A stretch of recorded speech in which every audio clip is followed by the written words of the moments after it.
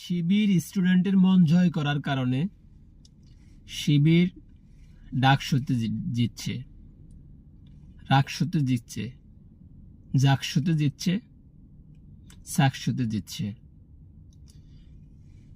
গত ৫৪ বছরে শিবিরকে বাংলাদেশে তাদের কার্যক্রম পরিচালনা করতে দেয়নি। কেন দেয়নি? দিলে বাংলাদেশের স্টুডেন্টগুলো ভালো ভালো স্থানে যেতে পারবে, ভালো ভালো দেশে লিড দিতে পারবে।